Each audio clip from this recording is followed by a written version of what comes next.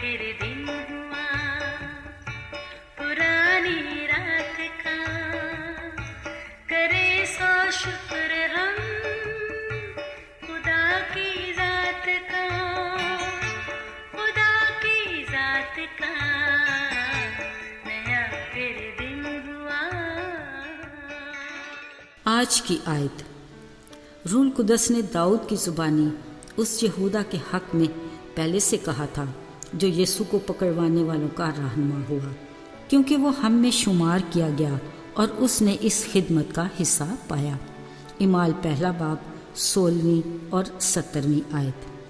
अजीज़ों, एक मुसव्वर को चर्च की दीवार पर यीशु मसीह की ज़मीनी ज़िंदगी के बारे में कुछ तस्वीर बनाने को कहा गया। उसने बखुशी इस प्रोजेक्ट को कबूल करके इसको अनमोल शाहकार बनाने की जद्दोजहद शुरू कर दी। इसी जुस्तजू में वो जगह जगह घूम फिर कर मॉडल्स की तलाश करता रहता। वो अक्सर अपने करीबी कैफेटेरिया में आकर बैठता। अब तक वो काफ़ी हद तक कामयाब रहा। अब उसे सिर्फ एक किरदार के लिए सिर्फ एक मॉडल की ज़रूरत थी। आज वो इसी मकसद के लिए उसी कैफेटेरिया में दोबारा आ बैठा और हर आने जाने वाले को बगौर देखता रहा। अचानक उसकी नज़र एक आदमी पर पड़ी। वो बिखरे बालों और डगमगाते कदमों से चला आ रहा था। मुसव्विर ने सोचा, हाँ, यही इसका मतलूबा किरदार है। वो उसे अपने साथ स्टूडियो में ले आया और उससे कहा कि वो उसे अपने एक प्रोजेक्ट में यहूदा अस्करियोती के किरदार में लेना चाहता है। वो उसकी तरफ से जवाब का इंतज़ार कर रहा था, मगर अचानक उसने देखा उस शख्स की आंखों से टिप टिप आंसू गिर रहे थे। मुसव्विर घबरा गया। पूछने पर पता चला कुछ अरसा कबल वो यीशु के किरदार का मॉडल बना था, मगर आज उसे यहूदा अस्करियोती के किरदार के लिए कहा जा रहा है, जिसने अपने उस्ताद यीशु को पकड़वाया और आज तक तारीख में गद्दार के नाम से जाना जाता है। अजीज़ों, यहूदा अस्करियोती यीशु के 12 चुनिंदा शागिर्दों में से था, जिनको यीशु ने रात भर दुआ के बाद चुना और उन्हें मौजज़ात का इख्तियार देकर रसूल का दर्जा दिया। उसने भी यीशु की खातिर अपना सब कुछ छोड़कर यीशु के पीछे हो लिया था।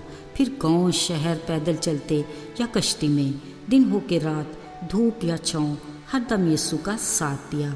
उसने यीशु के हमरा पहाड़ पर बैठकर पहाड़ी आवाज़ भी सुना, फूलों, दरख्तों, चिड़ियों की दिलचस्प तमसीलें भी सुनी। उसकी आंखों के सामने यीशु के हुक्म से मुर्दे जिंदा हुए। तरह तरह के बीमारों को भला चंगा देखकर उसका दिल खुशी से भर जाता। एक बार शदीद तूफान में घिरी कश्ती में वो यीशु के साथ था। वो हैरान था कि ये कौन है जिसका आंधी और तूफान भी हुक्म मानकर थम जाते हैं। वो ऐसी शख्सियत का शागिर्द होने पर खुद को खुशकिस्मत तस्वर करता। बावजूद मसरूफियत और थकन के उसने हमेशा उसे पुरसुकून पाया।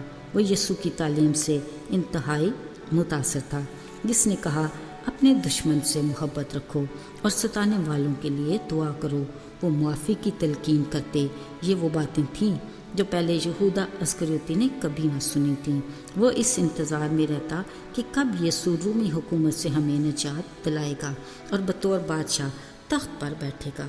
शायद उसकी नाक़िस अकल के मुताबिक उसकी बादशाही का मतलब ये था। अब यीशु की रफ़ाकत में 3 साल होने को थे कि अचानक यीशु की तालीम में नुमायाँ तब्दीली आई। वो अक्सर शागिर्दों से अपनी सलीबी मौत का जिक्र करते और दुनिया में अपने आने के मकसद को बरमला बताते। एक पल को यहूदा की सोच में तलातम बरपा होता, मगर दूसरे ही लम्हे वो खुद को तसल्ली देता था, नहीं, ऐसा वैसा कुछ नहीं होने वाला। एक दिन एक दावत पर अजीब वाक़या हुआ। खाते वक्त एक औरत ने अंदर आकर अपना इतर खोलकर यीशु के पैरों पर डालकर अपने बालों से साफ किया। इसके रद्द-ए-अमल में यीशु ने कहा, ये मेरे कफन की तैयारी है। मगर यहूदा ने इसके बरक्स कहा, इतना कीमती इतर ज़ाया हो गया, अच्छा होता इसे बेचकर गरीबों की मदद की जाती। असल में लालची खजानची को अपनी थैली की फिक्र थी। यहूदा की इसी सोच से असली दुश्मन इब्लीस ने भरपूर फ़ायदा उठाया और ख़जाने की थैली भरने की तदबीर चुपके से उसके दिल में डाल दी। फिर न जाने क्या हुआ, अपने उस्ताद के गुण गाने वाला उसके दुश्मनों से जा मिला और 30 सिक्के में उसके पकड़वाने का सौदा कर लिया। यूं इब्लीस ने बड़ी महारत से यहूदा को लालच के जाल में फंसा लिया। इस सौदे से वो खुश तो था, मगर दिल के किसी गोशे में एक धड़का भी लगा था, और फिर वही हुआ। उसने सुना कि रूमी हुकूमत ने यीशु पर सलीबी मौत का फतवा लगाकर सलीबी मौत सुना दी। ओह, ये क्या हुआ? वो घबरा गया। अगले ही पल बोझल दिल और डगमगाते कदमों से मजहबी ऐवानों में जा पहुंचा। कहा, मुझसे बड़ा गुनाह हो गया। बेगुनाह यीशु को कत्ल के हवाला कर दिया। जवाब मिला, तू जान और तेरा काम, अब हमें क्या सरोकार। अजीज़ों, यहूदा अस्करियोती ने इनके सामने अपने गुनाह का इकरार कर लिया, जो खुद गुनाहगार थे। अच्छा होता अगर वो वक्त को ना खोता और मौका भी ज़ाया किए बगैर यीशु से अपने गुनाह का इकरार करता, जिसको गुनाह माफ़ करने का इख्तियार है।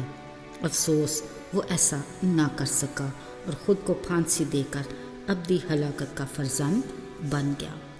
अजीज़ों, यहूदा अस्करियोती के बारे में कलाम मुक़द्दस में जो लिखा था वो हरफ ब हरफ पूरा होना ज़रूर था।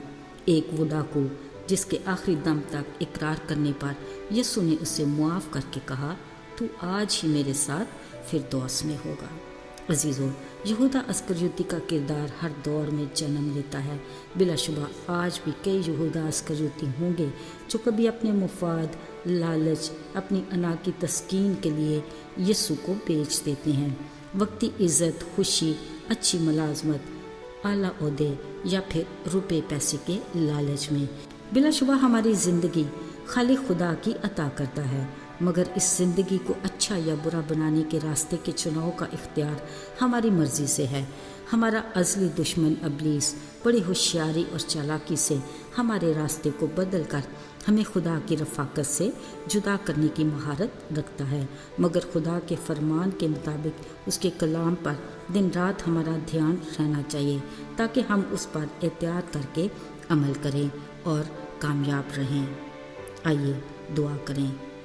आए खुदा बाप, तेरे बेइंतहा प्यार के लिए हम तेरे शुक्रगुजार हैं, मगर हम इस बात का इकरार करते हैं कि हम कमज़ोर हैं और जल्द इब्लीस के जाल में फंस जाते हैं।